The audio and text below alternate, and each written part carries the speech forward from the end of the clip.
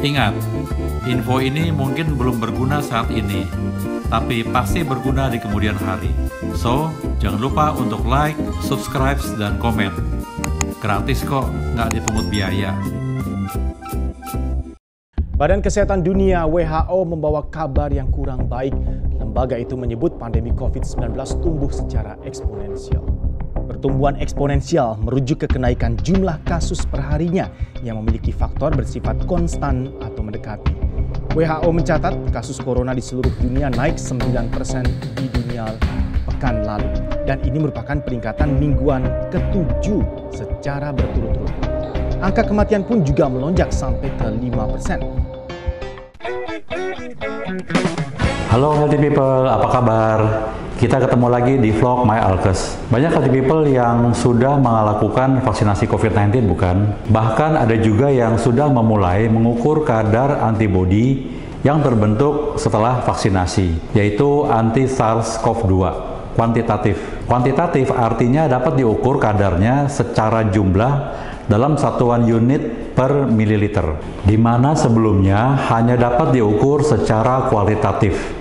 Artinya hanya bisa mengetahui apakah hasilnya reaktif atau non-reaktif. Menurut informasi laboratorium, jika kadar antibodi yang terbentuk kurang dari 0,8 unit per mililiter, maka disebut non-reaktif. Artinya, antibodi yang terbentuk dianggap kurang memadai untuk melawan virus COVID-19. Jika lebih dari atau sama dengan 0,8 unit per mililiter, maka disebut reaktif. Artinya, antibodi yang terbentuk cukup memadai untuk melawan virus COVID-19. Sedangkan syarat untuk menjadi donor terapi plasma konvalesen adalah 132 unit per mililiter standar dari FDA.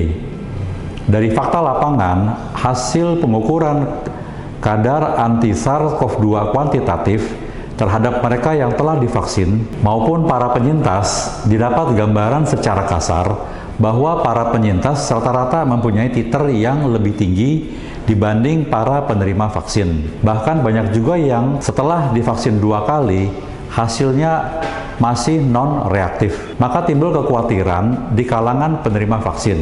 Bagaimana dong? Healthy People, untuk mereka yang khawatir, saya ingin jelaskan dengan sebuah analogi sebagai berikut.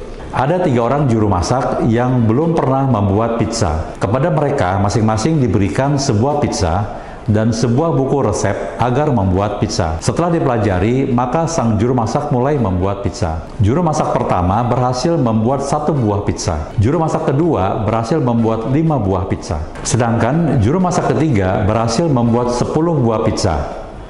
Nah, seiring berjalan waktu, pizza yang dihasilkan oleh para juru masak pun habis dinikmati orang. Meskipun ketiga juru masak menghasilkan jumlah pizza yang berbeda, namun ketiga juru masak tersebut sama-sama telah mengetahui cara membuat pizza.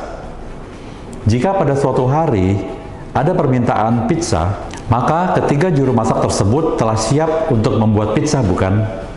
Nah, Healthy People, antibodi yang terbentuk karena penyintas maupun divaksin dengan kadar yang tinggi ataupun rendah, cepat atau lambat kadarnya akan menurun dan akhirnya habis. Namun tidak perlu khawatir, karena tubuh kita ada sel limfosit B memori yang bertugas menyimpan atau mengingat gen dari setiap penyakit yang telah diderita maupun gen dari tindakan vaksinasi. Sel inilah yang mencatat dan akan menghasilkan ramuan antibodi yang baru bila terjadi infeksi ulang. Jadi Healthy People tidak perlu khawatir dengan kadar antibodi yang rendah dan yang akan terus menurun. Karena yang penting, sistem imun tubuh kita telah termemori sehingga saat terjadi infeksi ulang, tubuh dengan cepat akan segera membentuk antibodi yang sama untuk melawan virus atau kuman penyakit tersebut. Demikian Healthy People, kiranya bisa memberikan manfaat. Nantikan episode selanjutnya hanya di My Alkes, informasi kesehatan yang terupdate dan terpercaya. Salam sehat.